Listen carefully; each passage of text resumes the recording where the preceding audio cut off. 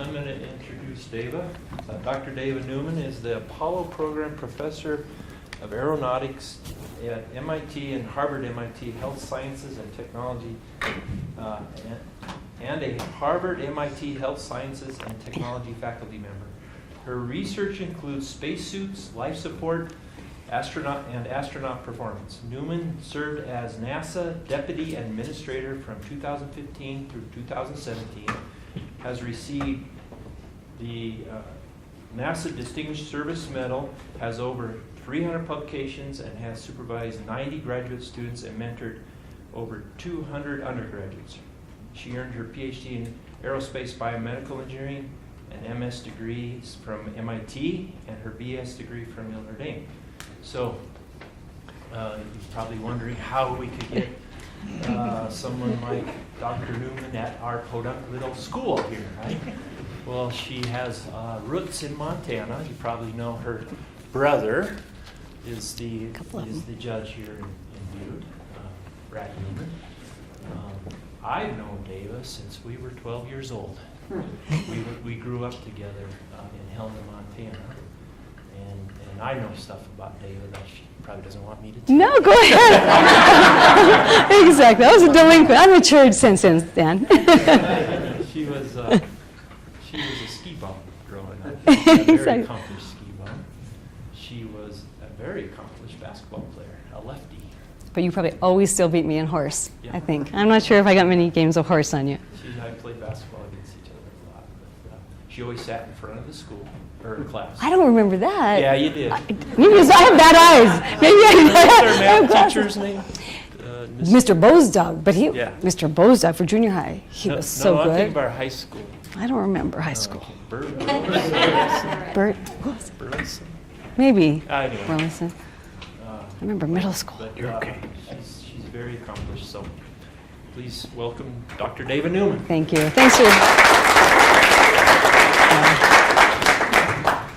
So it's my pleasure to be here. It's not Podunk, it's Montana Tech, so it's kind of the MIT of the West here, of the Northwest. So I'm really, it's a pleasure to be here. Thank you, Bev, I had the pleasure to meet Bev last year at MSU, and so it's my first talk, Montana Tech. My sister-in-law Darla's here, and family, my partner Guy, so it's just great to be in town. And colleagues from far and long, Dr. Ron White's in the back too. So NASA, kind of permeates all of the 50 states, and I'm really glad to be in Butte, where Dennis is my mother's family is from Butte as well, the Mack family, and then my father hails from Elliston. So, and I grew up in Helena, so roots all over here. So it's a pleasure to be here. I'll take you on a bit of a tour of the solar system, if you don't mind, and we'll have time for questions as well. So let's see. The three questions that we really ask in all of exploration are right here. Are we alone? Are there other habitable planets? And what about life? What about life not just here on Earth, anywhere else in the universe? And so for all of the exploring we do, I think we have these kind of three fundamental questions. And they're really questions about humanity, because once we find the answers to these, it tells us about life here on Earth and our own humanity. Kind of opens up. This is a beautiful image from the Hubble Space Telescope, discovering the new Wonderland cluster. So 27 years. Who's 27 and under? Hopefully half my audience. Okay, well, your entire lifetimes, we've had our Hubble Space Telescope searching out into the universe for some of these answers. Let's see, little closer to home, but anyone recognize this? It's Pluto. The reason I love Pluto is it has a heart. So we had never seen Pluto. This was a 10-year, really a 30-year mission, 9 years just to get out there. So right when I joined NASA in 2015, we finally got to Pluto with this mission, and then we zoomed in on it and imaged it. And the most surprising thing is probably one of Pluto's moons, which is almost the size of Pluto. I know it's a dwarf planet, but Stan said I was a basketball player, but I'm kind of a dwarf, so I count dwarf planets as well in my history. But so now we've been throughout the whole solar system. Lucky for me, when I went to school, for all the kids in here, I only had to learn 9 planets. You guys have to learn exoplanets, which we'll talk about in a minute. So Jupiter, we are there today with our Juno mission. That's the goddess of Jupiter. It's not an acronym. Juno is the goddess of Jupiter. And so we're literally You can see kind of the orbital mechanics. Maybe you can see it up on the top. This is a really hairy polar orbit because Jupiter has 20 million times the radiation that we have right here on Earth. So we don't want to fry our probe. It's the largest solar-powered aircraft that's gone the furthest to get to Jupiter. So we got there a couple years ago, so we're going in this orbit around Jupiter to find out about its atmosphere, its radiation. It has about 9 times the type of gravity. Oh, I have a little image, if you can see it down here. And Jupiter, see that little Earth in the red spot? That's to scale. So all of Earth fits in one storm of Jupiter into that red spot. And that's taken by citizen science. We have this mission and we said, we have a camera on board. Hey world, what do you want to see? And the world came back, all the girls and boys around the world said, that red spot, what's that red spot on Jupiter? So we put that camera and we do a lot of imaging of Jupiter and specifically the storm and the red spot. But again, to scale, Earth fits in that one incredible storm on Jupiter. So how many people have heard of exoplanets? All right, we have a really educated audience, thank goodness. So we have 6,000 of them. That's a lot. See, again, I studied 9 planets. So exoplanets, we're looking for Earth-like planets anywhere, not just in the universe, in the galaxy, and other systems. So every night star you see, we think now is pretty much as a planetary system. We didn't know that until just very recently. Exoplanet science is only 20 years old. So that's what we get when we explore and find these things. There's about 24 exoplanets. These are just our artist conceptions. I always give shout outs to artists because we've never really seen an exoplanet. But we know they're there because we're scientists and technologists and we can measure the Doppler shift when they go past their sun. So we know they're there. But 24 of them are really special. We call them, they're in the Goldilocks zone. Not too hot, not too cold, maybe just right to have life. They're pretty far away. 10, 40, 100 light years away. So we won't be going anytime soon, but still, just to know that they're there, to think about possibly these couple dozen incredible candidate exoplanets that could potentially be Earth-like planets. So could they have life? Does life exist on these planets? So we get our artists to paint the pictures of them, to share the story with the world. We bring in citizen science to say, help us identify these. And Kepler 16b is a real exoplanet, and it's a binary system. So in case you're a big Star Wars fan, move over Luke Skywalker, Tutian, what's that what it's called? It really is a binary system. So it's great, you get 2 shadows if you go to Kepler 16. So all these exoplanets, all of these to explore in our solar system, but beyond into the galaxies. And this is the latest find in terms of exoplanets. That's the TRAPPIST system. With 7 planets, the 3 inner planets, again, very much possibly Earth-like habitable planets that are exoplanets. So every day, I actually have this great exoplanet app. It downloads how many exoplanets we found today. So every day, we're finding more and more planets. Well, we need more scientists to explore them. Is this locked or no? Should I open this up for people to come in? Is it open? Okay, good. Well, come on in. There was someone there. So, but my specialty is a little closer to home. Oh, there you go. Welcome. So I think a lot about how do we get people to Mars. And we've been studying Mars, and we've actually been at Mars for the last 50 years. When I had the pleasure to serve as NASA Deputy Administrator for 2015 to 17, we put in a new Mars strategy. It was a 3-phase plan, so I'll talk a little bit about that. If you're old enough, well, some of you are in the room, Mercury, Gemini, Apollo. We got to the moon. I'm probably here today as an aerospace professor and faculty member because in Apollo, I was growing up in Montana. I looked at those stars. I didn't know there was all those exoplanets and other planetary systems, but I sure know that we got humans to the moon, and that was pretty cool. And that taught me at a very young age from these beautiful Montana skies to say, anything's possible. And we can send people to the moon. I could do anything probably. So fast forward to today, we call it the Horizon Goal with humans to get to Mars. First International Space Station, then getting back to the moon, and then onward to Mars. So we call it the Horizon Goal, but those 3 phases I like to explain our human exploration endeavors in. So I'll tell you a little bit about all those. And it'll take everything. It'll take science and technology and new innovation, but it also takes, again, the historians and the poets and the journalists, because everyone needs to tell the story. And we want to make sure that everyone can come along on the journey. It's really only a few initial Martian astronauts, but we want humanity to come along on the journey with us. So that's kind of my story. This is Scott Kelly. The life support systems that we need to keep us alive in space are ideal for a future journey to Mars, as well as spacesuits. We need, I think, new spacesuit technology that requires less maintenance in space, and something that's going to be easier to work in on the surface under the Martian gravity. So that's Scott Kelly. You might know him. He did a one-year mission. So usually we do 6 months up on International Space Station. So 17 years. We're actually approaching 18 years. Anyone 17 and younger? I know a few are. So your entire lifetimes, we've had astronauts from all over the world living and working in space 24/7. If you're in space, it only takes 90 minutes to do an orbit. So a lot of beautiful sunsets and a lot of beautiful sunrises, right? And so I asked Scott, what technologies do we really need to work on, Scott? We've been up there 17, going to 18. We're going to be on International Space Station until the mid-2020s, so about 2025. But we need to get out of low Earth orbit and get back to deep space. The moon is in deep space, and Mars is really far away. So that was a question that I had asked him. What technologies do you think we need to work on? Life support systems, spacesuits. He might know I'm a spacesuit researcher, so it's a little bit biased. And you can see Scott and his crew members down below. Actually, it's a little bit dark. They're eating lettuce, just a little bit. We call it Veggie 3.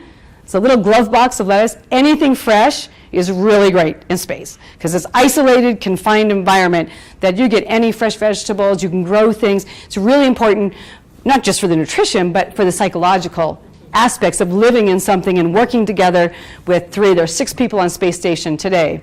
And, it gets really stressful up there.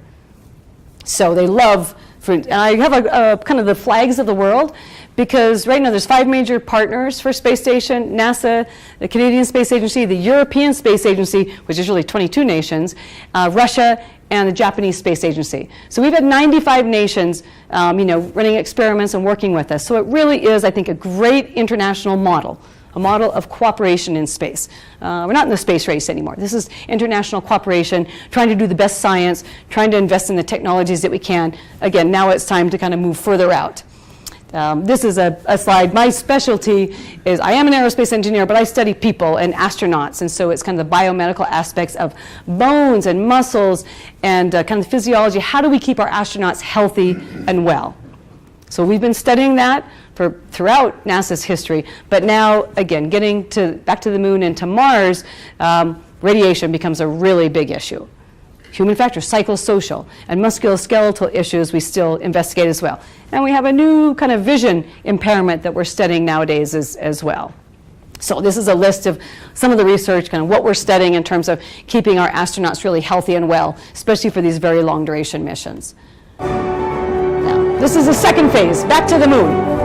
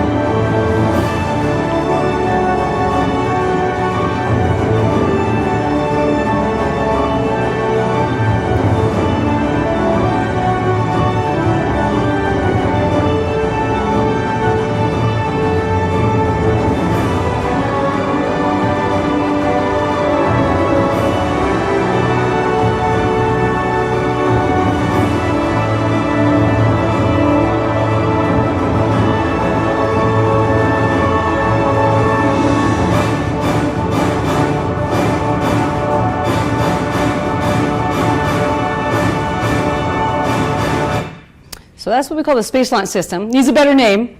We need all the young folks in here, give us a better name. But that's a heavy lift. So this is how we go beyond low Earth orbit, get back to lunar orbit, the moon, and then to Mars. So that's Boeing and Lockheed Martin have Orion, the capsule that the astronauts will be in. And now the launch, we call it Exploration Mission 1, which this video is from. Now it'll be in 2019, without humans the first time. Early 2020s, we'll send the first crew. You might know of a company called SpaceX. And they just did an incredible heavy lift launch. That's the Falcon Heavy that just launched, and it took Elon's red Tesla into the wrong orbit. That's okay. We'll work with them on orbital enhancement, but that was incredible. So the world has not had heavy lift capabilities since we had Apollo and went to the moon. So now to think about multiple capabilities to really get humanity beyond low Earth orbit and explore is what we're really excited about. So the 2020s, all of this is happening just in the coming years. So it couldn't be a more exciting time for aerospace, for explorers, and tell you a little bit more about what's going on. The Space Launch System, that's an investment in over 1,000 US companies. So that's a really important part of public-private partnerships that I'm going to talk about, and the government.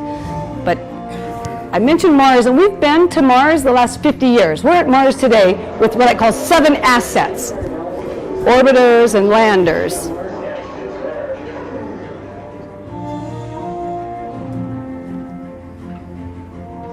So do a little walk through history here to see our past exploration of Mars.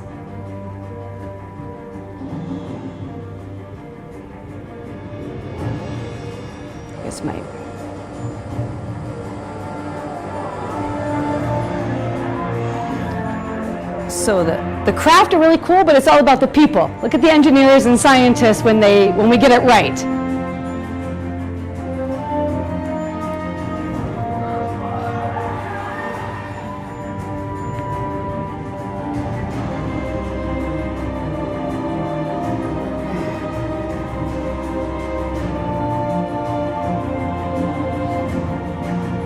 We try to land every way possible on Mars.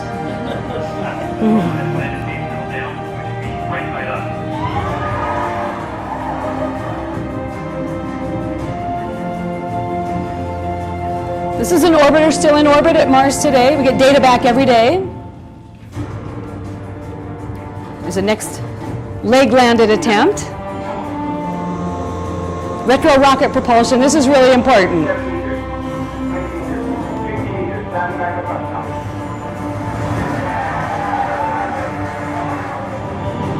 This is the most complicated landing we've ever done on Mars. The big crane system that you might know of. Led by the extraordinary men and women of NASA and our Jet Propulsion Laboratory.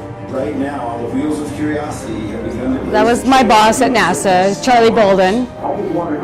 And that was our big boss.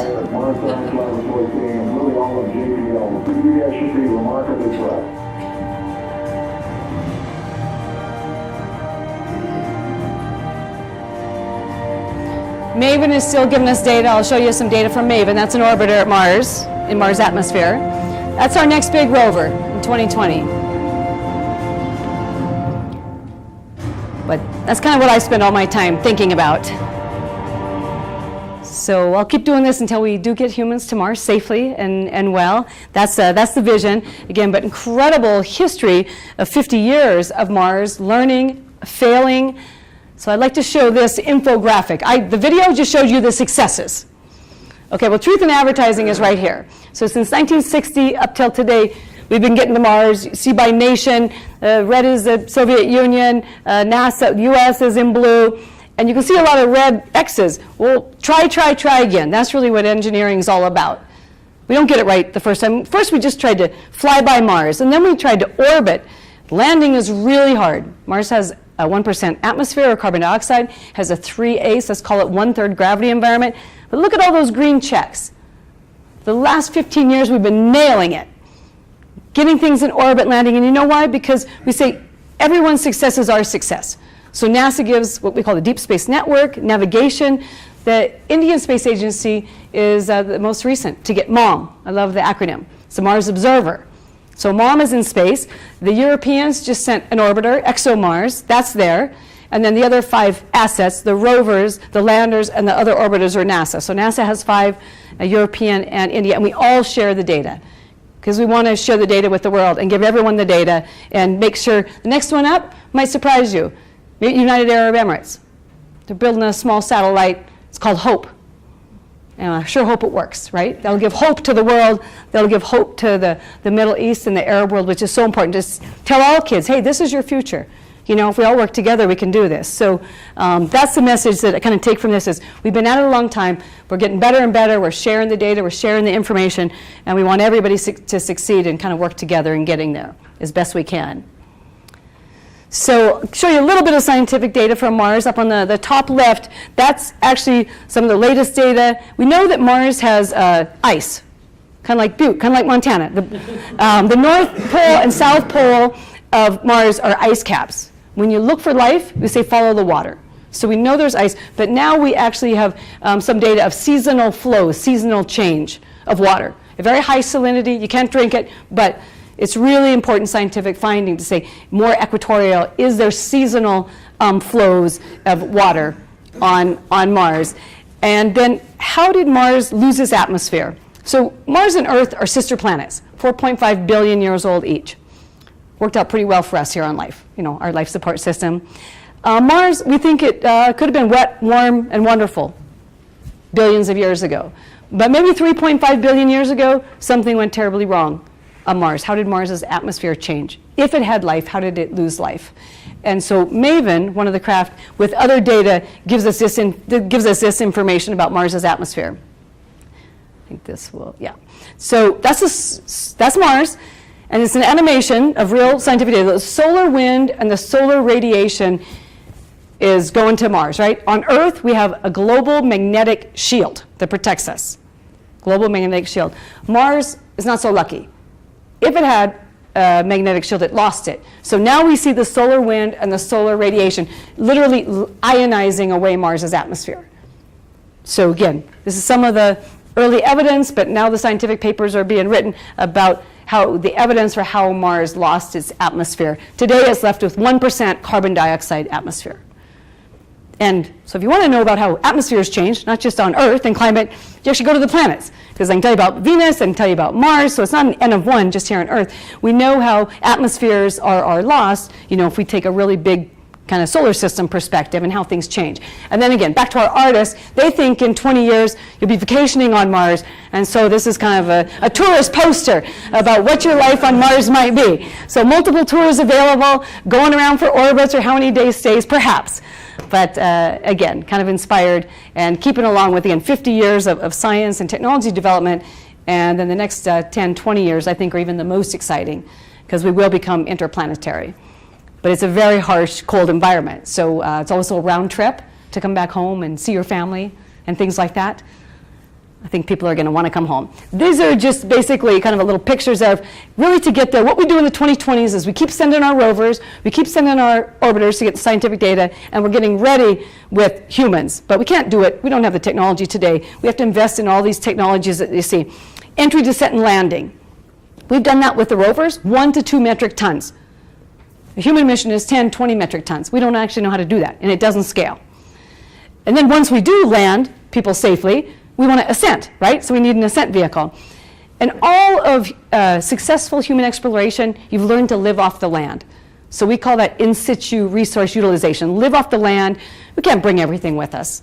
It's a big camping trip, but you can't bring everything with us. So can we possibly make oxygen? Can we make water on Mars?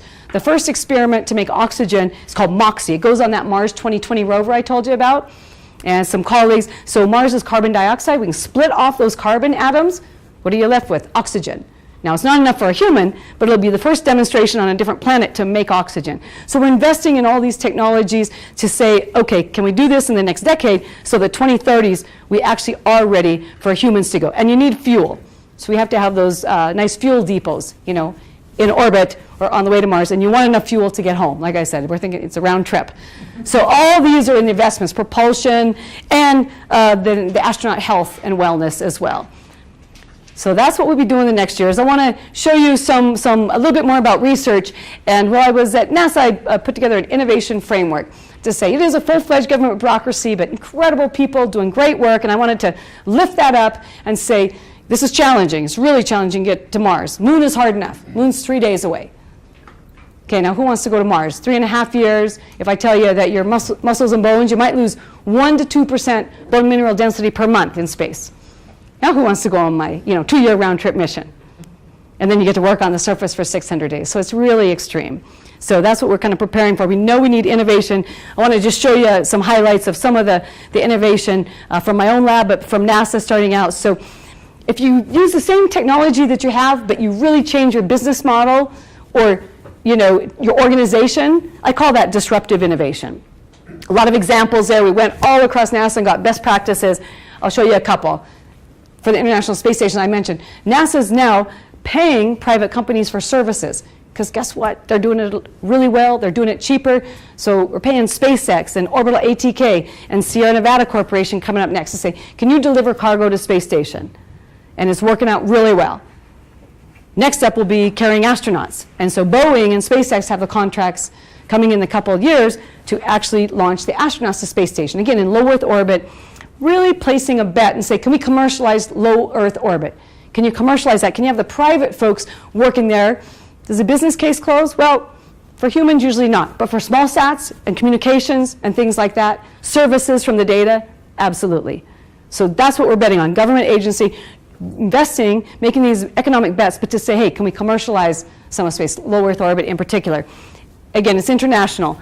On the bottom left, that's the Russian capability. All astronauts today are launched really from Kazakhstan, but on the Russian Soyuz until Boeing and SpaceX start doing it for us here. China can also launch astronauts now. On the right, that's the Japanese Space Agency. They provide cargo. They're major partners at International Space Station. So it's really everyone working together to say, what are these new kind of public-private partnerships to accelerate progress and lower the price? Another great example, I think, is like a Mars 2020 rover. We call them, they're NASA rovers, but they have international scientific experiments from many, many nations. You might know about the James Webb Space Telescope. Mentioned Hubble and showed you that beautiful image. James Webb is going to launch. It's on schedule, finally on budget, but it's on schedule. It's going to launch in 2018. It'll be like 100 times more powerful than Hubble. Hubble, we can't even imagine what Hubble has brought to us, right? James Webb is going to go out, maybe get some of the evidence for dark energy and dark matter. It's pretty unsatisfactory that we only know 4% of the universe, right? 95, 96% is dark energy and dark matter, and we haven't taken that. We don't know about that science yet. So it's an amazing telescope. James Webb, it'll be launched from French Guiana on an Ariane 5, the European, the French launcher. Again, just to show that we really want to do this with everyone. Amazing next telescope, and you can see we have a new exploration roadmap out that, again, all space agencies and countries working together say what's kind of the future for exploration for all of us. I want to talk about technology now because I'm an aerospace engineer, and tell you a little bit about our research and some of the fun we have. Trying to design for our astronauts to Mars, but we have been to the moon. So I call these my moon bloopers, my lunar bloopers. It's phenomenal that we got to the moon and we kept the astronauts alive, but they weren't the best spacesuits, in my humble opinion. They're pressurized. I call the spacesuit the world's smallest spacecraft because it provides your pressure, your oxygen, scrubs your carbon dioxide, but it wasn't very mobile. This is Jack Schmitt.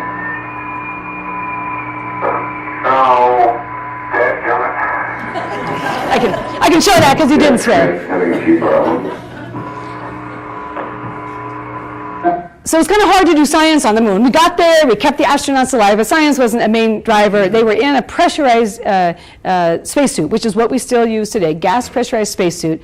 They're kind of heavy, and you can see him wobbling around. So Jack Schmitt was the only geologist, scientist that we ever sent to the moon, but we didn't make his job too easily, because it was hard for him to get the science done. So again, kind of Apollo boost. So these are pictures of the current spacesuit and an advanced spacesuit with Guy, my partner here. We look at how astronauts are really getting injured right now in training with the current gas pressurized shell. It's an amazing suit. We used it for shuttle. We've used it now the last 17 years on space station, but it's getting to the end of its lifetime.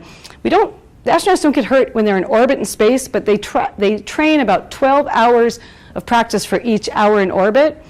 And we have a lot of shoulder surgeries. We can't get rid of gravity here. So we put them in neutral buoyancy, a big, like the world's biggest swimming pool. And you're training, but you have all that viscosity of the water underneath.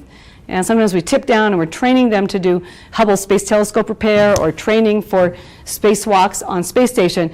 But we've had 26 astronauts that have had shoulder surgery. So one of our, you see the pictures here, one of our projects was to kind of how can we do a suit within a suit? How can we protect the astronauts really kind of for training, especially on their shoulders, their fingers, things like that. Because you're working again against this very heavy, 140 kilo, that's almost 300 pounds spacesuit. In microgravity, it's light. But when we get to the moon, 1/6 gravity, get to Mars, 1/3 gravity, now that really matters. We can't have these big, massive suits. So we think about technology, systems, smart suits inside this suit, in this case, little airbag here, kind of give you protection. Kind of very, very custom made. So we do that kind of work. I'll show you a little bit about our research in the biosuit. It's the pressure, it's called mechanical counterpressure. So I can either put you in a big gas pressurized shell that's not very mobile, as you've seen from the videos, keeps you alive, which is great. How else could I pressurize you? I could put the pressure directly on your skin. So we call that mechanical counterpressure. I have to provide about 1/3 of an atmosphere. So we're right here in 1 atmosphere doing fine. So it's a low pressure suit. It's 1/3 of an atmosphere that you have to apply. But design-wise, it's really challenging. So we do custom, basically laser scans. When you get your own suit, kind of your own size, and then we say, what are the materials and what are the patterning that suit could possibly be made out of? And you see a little animation here with circles and an ellipse. And what that's showing you is basically if you put little circles all over your skin, which my poor graduate students have run around with these tattoos on for a long time, and then you bend, I want to give you maximum mobility. So I want a suit, kind of like my coat here. I want to give you maximum mobility. Those circles, as you move, they'll turn elliptical. So a circle, they'll turn into an ellipse. Those 2 red lines that you see, the 2 red lines were on my circle. I turned them into an ellipse, and they just pivoted, right? So this very special pair of red lines that you see up there, kind of bisecting these 2 lines, they pivot from the circle to the ellipse. They went like that. So they pivoted, but they didn't extend. So we come up with this pattern. We call this the lines of non-extension. It's very special patterning. It's a lot of math. I met a 8th grader here who loves math. So if you do some kind of complicated 3-dimensional eigenvector math, then you get this Spider-Man design. So voila. But it was the math. It was the elegance of the math that really drove the patterning of the suit that we use. So we look at the material properties. How can we put the material properties to give someone this pressure, 1/3 of an atmosphere? And how can we do the patterning so that I could essentially enable maximum mobility? Because again, you need to be like an Olympic athlete when you get to Mars. From my standpoint, I want you to move and bend down. You're going there to search for life, right? You're not going to stay in the habitat. You're going there to be on your rover and bend down. So we really want to design a very, very mobile suit. So this is the research that we work on. Again, we're going to the moon next, so it would work in a 1/6 gravity environment as well. Just again, trying to give you mobility. This is a little bit more about the research. So it really is designing a second skin. The skin is an amazing organ, I'll tell you that. I'm an aerospace engineer. I didn't know I'd know so much about skin. But trying to kind of essentially redesign something that's tight-fitting right on the skin, and how can that work? And so this is, again, we kind of tattoo you, if you will, have you in full motion, and then we kind of come up with these patterns or these lines then that are custom for each person so that we can get a tight-fitting, custom-made design. And that's some stress strain, circumferential strain for the engineers in the crowd, kind of looking circumferentially and then longitudinally. It's about 30-40% strain that we need the material properties to go through. That's a lot. Those lines of non-extension I mentioned, there's none of them on my elbow or my knee, because everything is extending here. It's all extending. So we kind of come up with these patterns then, and now we're trying to connect all the shoulders to the elbows to the, trying to connect all the joints together to get this very form-fitting suit. That's where the research is pretty much today. Again, with great graduate students, the last part that we're doing right now is even if I get a tight-fitting mechanical counterpressures, kind of like a wetsuit, say about 20% of an atmosphere, I want to get to 30%. How can I cinch it up to get that extra pressure production? So we use active materials. And our best candidate right now is something called shape memory alloys. It's a nickel titanium. And it's kind of called artificial muscle wire for some folks. You kind of cinch it up and you can get that extra power production. And I'm not a material scientist, but collaborate with great ones, because now we need to make our own fibers, these functional fibers that can give us these advanced materials and active materials that can kind of give us the properties that we need to go full circle and implement those into the design. So this is current research that's going on to kind of embed some of these active materials into the suit. All right, and then the helmet, you're not going to shrink wrap the face. That doesn't, you might have seen the Blue Man Group. That doesn't make any sense. And it's not comfortable. So we go with a conventional helmet design, but this is our latest design with myself and Guy and Michał Krasic the last couple years, looking at that gas pressurization for the helmet, so you could, but really giving you a lot of mobility so you can move your head.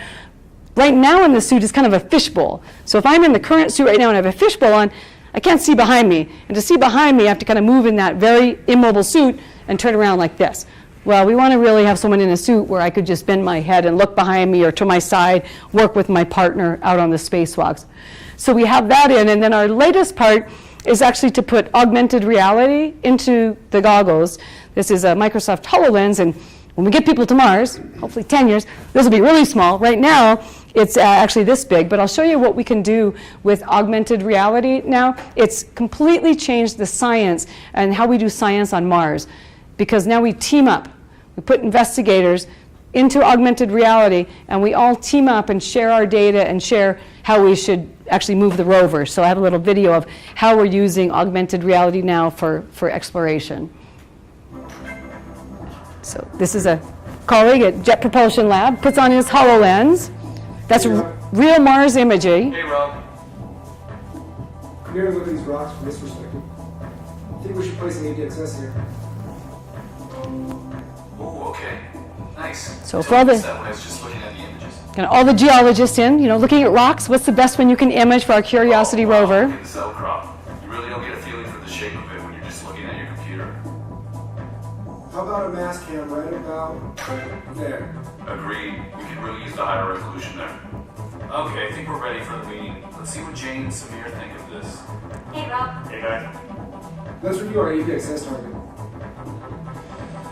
So that's really what we have on Mars, is Curiosity.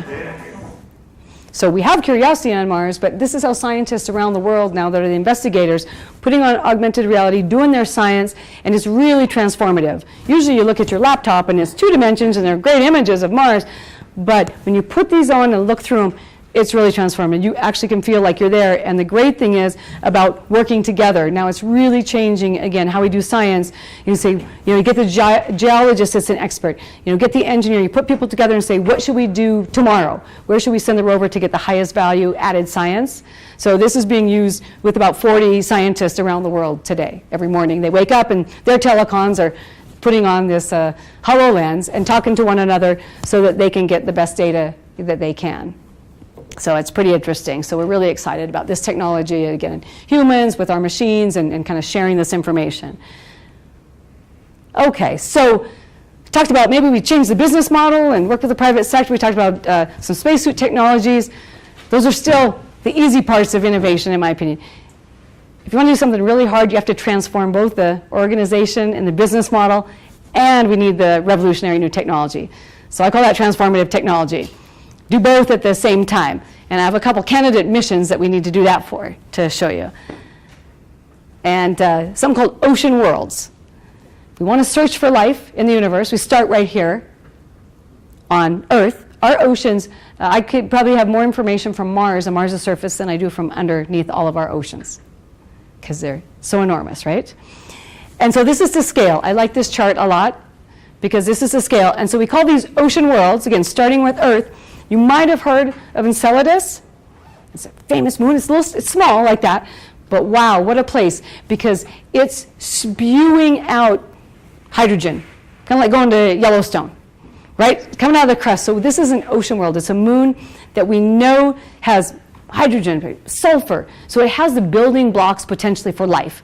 That's why we're so excited when we see this hydrothermal activity, that we know that's there, but we would know we need to go there and sniff it. We need to go do the chemistry to really prove that there would be life. I'm not sure if you've heard of Europa.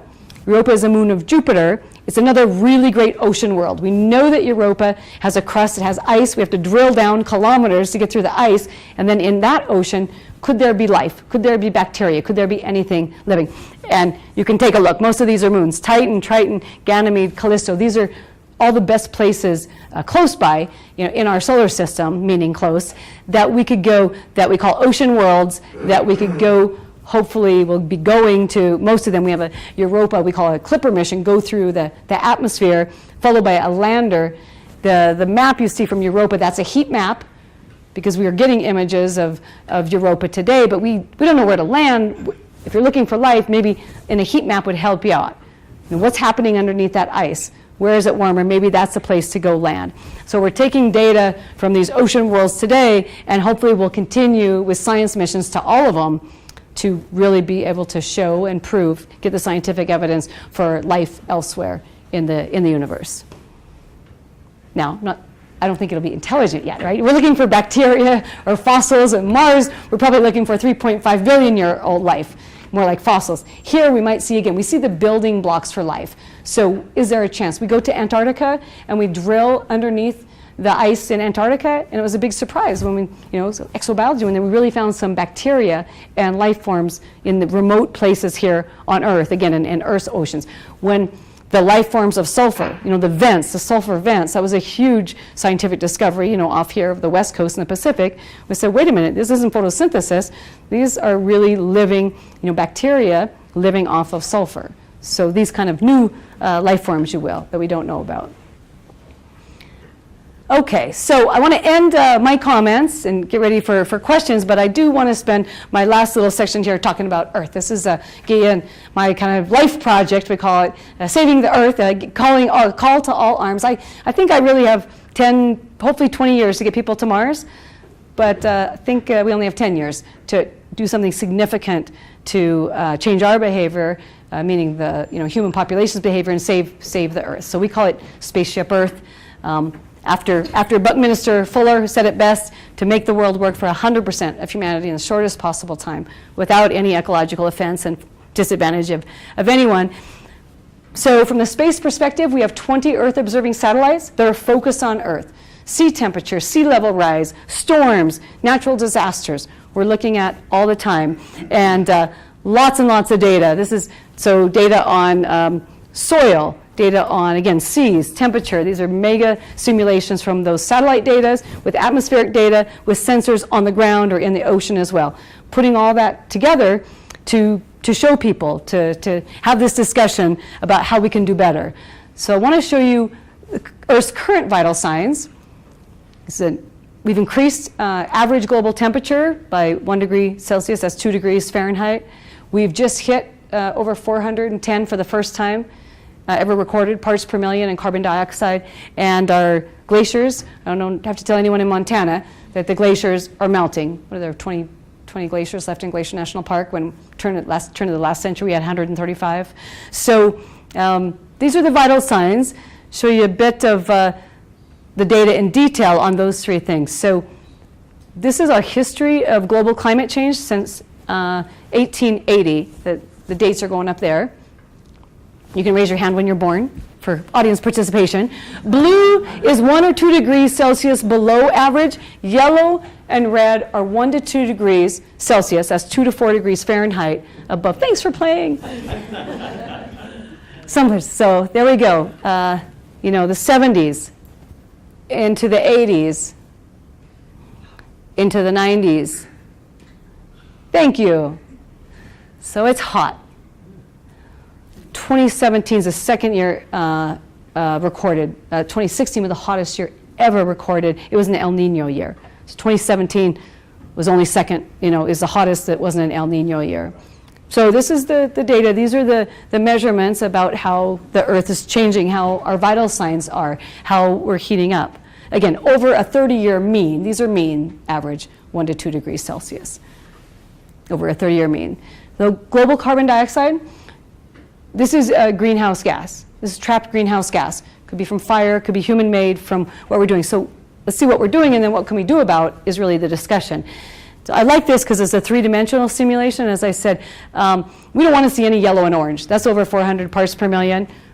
Blue's good on this map because that's less than 400 parts per million. So this is a year of carbon dioxide data from 2014 to 2015. So a year in life in terms of carbon dioxide. And when you start seeing the yellow and the orange, that's when we started getting over 400 parts per million of CO2. Again, trapped greenhouse gas, so you can see it at 5 kilometers, 10 kilometers, 15 kilometers, up to 20 kilometers. So I'm showing you at up to 20 kilometers in our atmosphere. And take a look at North America. not a lot of people in the southern hemisphere. And the northern hemisphere, of course. But you can see the southern hemisphere. You can see Brazil.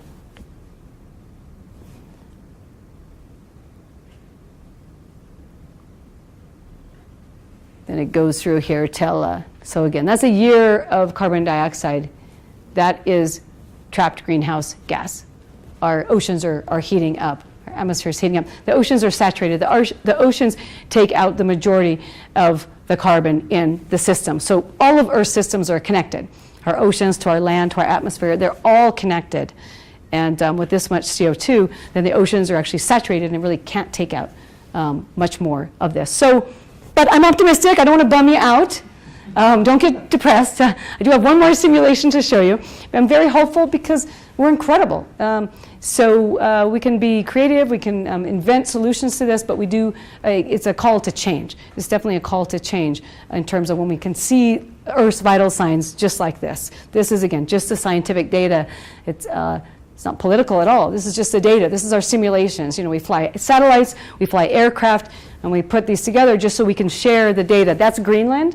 What I have now is an animation of Greenland, and the bottom is Antarctica. Both Guy's up on the top left, I'm on the bottom left. We got to go to the South Pole. He designed the South Pole Station. It was on the bucket list, but we go there for scientific purposes too, to see how the glaciers, how is the ice melting. So up on the top right, Greenland, just last year, Greenland lost 287 gigatons of ice. And this is an engineering diagram. It's the velocity too. How is the ice melting? How fast is it going? And where are we losing it? So that's 3 times the size of Texas, is the amount of ice we lost in Greenland last year. We lost another 125 gigatons from Antarctica. So Greenland and Iceland, Antarctica and Greenland together are 99% of our fresh water trapped in those ice shells. So when it melts, it's catastrophic. So we've had we're going up to, we've had over 20 centimeters right now of sea level rise. But if Greenland melts, if the Greenland ice sheet melts, that's 6 meters of sea level rise. So we don't want it to melt. We want to change, our behavior. We don't. Again, these are the vital signs, as we call them. So that's what's happening today, across the Earth. Again, all these interconnected systems. And that's the data we have for them. Again, I'm optimistic because there's some solutions and things, but it's just kind of a call to action. And my very last talk is here, changing STEM to STEAMed. I've been an educator my whole life. I've spent my career dedicated to STEM, science, technology, engineering, math, but I think we got the conversation wrong. I change it to STEAM now. So I bring in all the artists. We need them. We need the storytellers. D for design. There's a whole generation of 3D makers. They don't want to be an aerospace engineer. That saddens me, but that's okay. They want to make the rover. If they're a maker and see themselves as a maker, if they don't want to be a scientist, that's okay. Because I'm sure if we can raise up everybody, if we can raise up all kids, whatever their passion is, whatever they want to do, then we're going to have the effect we want on STEM education. Because we made STEM a thing. And I hear from too many young people, STEM's not for me. I say, how do you know? I didn't know what an engineer was growing up. So I don't want to have the discussion about STEMs over here. You don't have to be the best in math and science and calculus. Those are just tools I use. They're tools. I have to be proficient. But now the message to kids is, you want to work on climate change? You want to work on fresh water? You want to help me get people to Mars? You're in. I need all of you, regardless of what you want to do. I think if we change that message and bring everybody in, we'll surely have the impact that we intended all along. But it has to be very inclusive. It has to include everyone, because we just have, everyone's great. Every little person I meet is they're infinitely creative, and we just have to kind of empower them so they can find their way to join us, not making it something that they don't see themselves doing.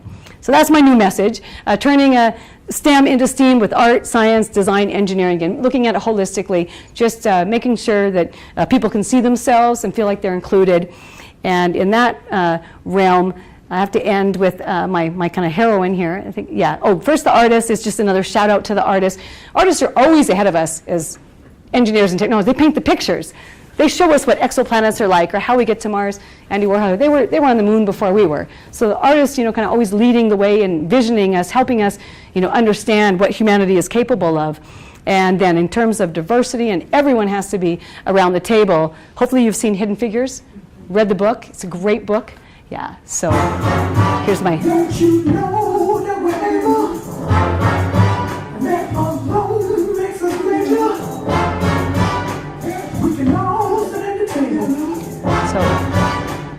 So that's it. A shout out to Katherine Johnson, who's 99 years young, mathematical genius, and just because a few people believed in her. She was told no by everyone else. But her family moved to a different state so she could get an education, and she literally, and all the women, both African Americans and white women, they were critical in those calculations as helping the U.S., get to the moon. Getting that done, but their story hasn't been told until now. It's International Women's Day, so I'd like to end on that shout out to kind of all the great mathematicians and women that came before us.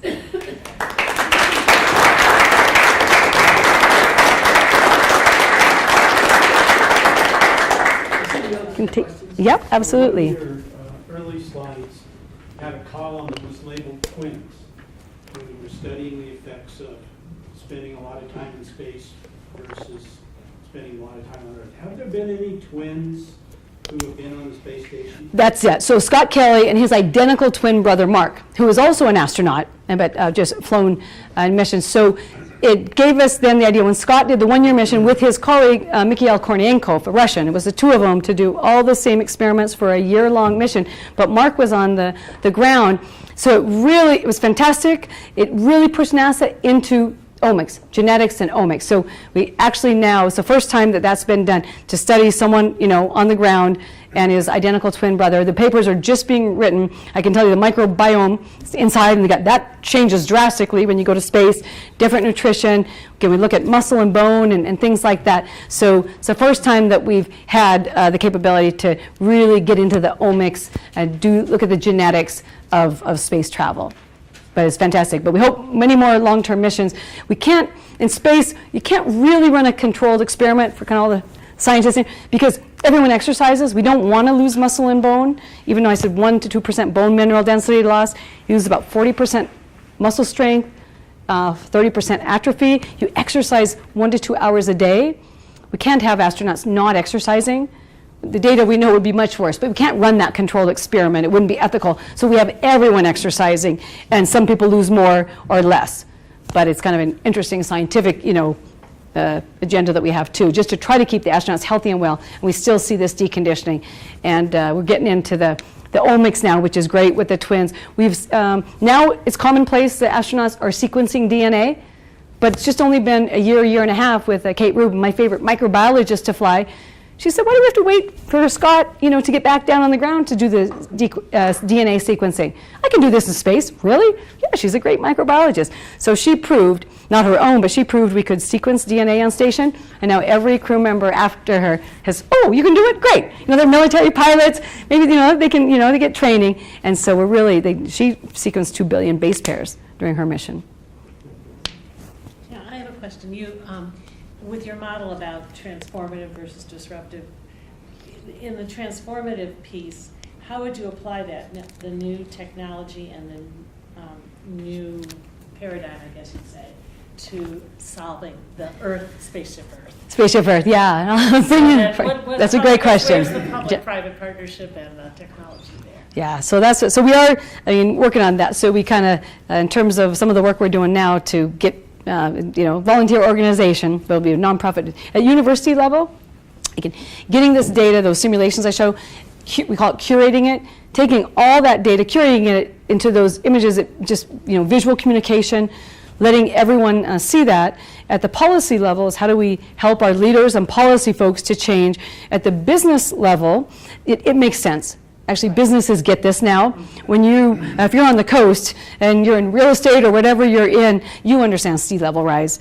If you're in commercial fishing, you get it because your stocks aren't there. So the businesses we need to bring on board, but again, they get it that's actually their bottom line. So they actually want to bring about change and accelerate the progress that we can do. And then consumers.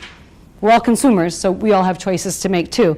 So we think that if we can, again, kind of crowdsource some of the data, show people, and it's hard to change human behavior, but now we usually don't use plastic at the grocery store, right? You take your bag, and we want to say to people, if you just do something simple like that, we do that around the world, we actually have a big impact.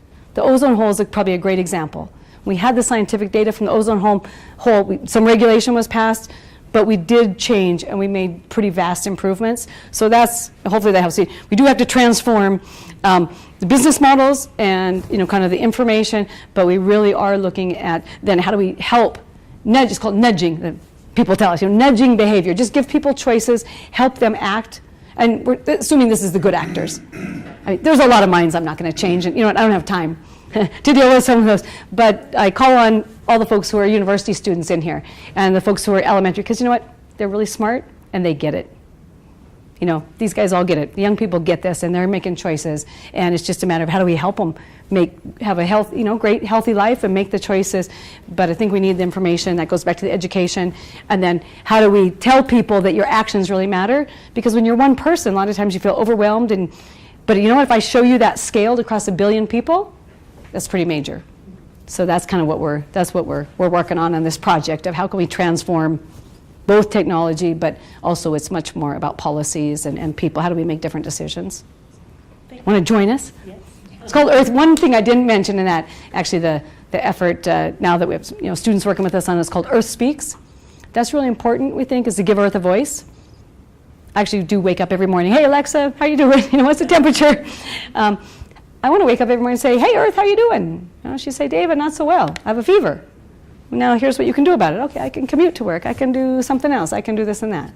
So we really want to give Earth a voice so that we have this intimate relationship with Earth. So we think that might go a long way. Sure.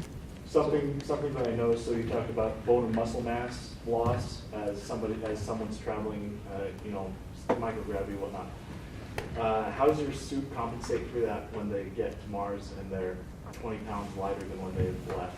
Yeah, that's a couple answers. So I showed the biosuit. I actually work on some suits that are for exercise countermeasures as well, and one of them actually has flown the last couple of years with the European astronauts, and it's a compression suit because our specialty is really compression. It's simpler than the biosuit I showed, but the gravity loading suit actually, imagine pushing down on your shoulders and then down to your feet, trying to reload you at your feet. Does that make sense? So try to put 50%, 75, reload you. Now you're going about, it's comfortable, looks like a kind of a Speedo exercise suit.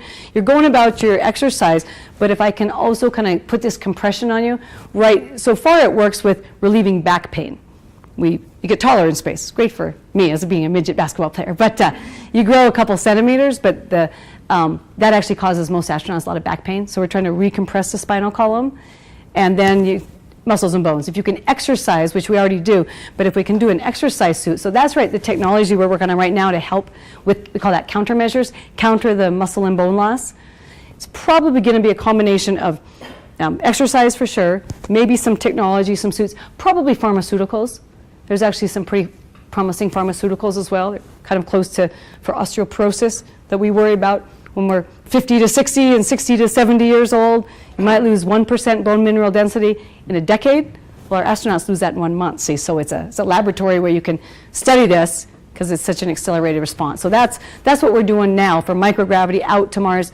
Artificial gravity, if you've ever heard of that, actually spinning the station. I don't think it'll be Werner von Braun, 2-kilometer station. In our lab at MIT, we kind of specialize in short arm centrifugation. We don't know if it'll be necessary, but that's another thing we think about for how do we counter these deleterious, muscle bone loss. So those are all research areas. Then when we get to Mars and you're in a pressure suit, that's to perform outside the vehicle. Okay. So that's not to help you so much with muscle and bone. When you're outside, it still has to be fitted to the right. Yeah, so. And you get down. And right now we've measured it about 5% change and things like that. You could crank it up. I mean, we want it to be very tight fitting, so we can deal with about 5% variability right now. 20 pounds. They need to eat more, but it's really not to help with muscle bone loss. It's to help you get outside and explore. It's a pressure production because Moon is a vacuum and you need a pressure suit to survive. Mars has an atmosphere, but it's 1% of Earth's, so you need a pressure suit to survive. So it's at the biosuits at the pressure suit level, whereas the other suits that we've designed in technology are for exercise countermeasures, but that's when you're already in the spacecraft or the habitat and they're pressurized. Does that make sense? Yeah. I was just wondering, so the suit though, you mentioned it, which is, it does compensate for, 5% you said? And that's really the question. I'd give you 5 or 10 pounds, maybe you can lose. That's not. So I think we need to have questions from people who are under 17. The 17 and under Yeah, rule, we're- or 18, 19. 18, 19 and under. Any of you guys in the back? Come on. So how many of you want to go to Mars? How many of you guys, I'll start asking, I am a professor, I'll start asking you questions. How many of you guys want to go to Mars or the moon? Moon's lovely. They're cool. All right, which one? Good, we're going to have people there, for sure. Hopefully 10, 15 years. In 2020, hopefully in a few years. In the 2020s, I think we'll see a lot of people in low Earth orbit, and then again, getting to the moon with people is the next step. But as you guys are perfect age, because if it takes us in 2030s, almost to 2040 to get to Mars, how old will you be? You'd be 40-year-old astronauts, right? If you're about 20, if you're 18 or 20 now, you'll be perfect age. There's for all of you 60, 70-year-olds. We might send older folks too because we worry about the radiation environment. And maybe people are past the point of having kids, so just to include, there might be some candidates down here as well. You don't need to come back. So, thank you. Sure.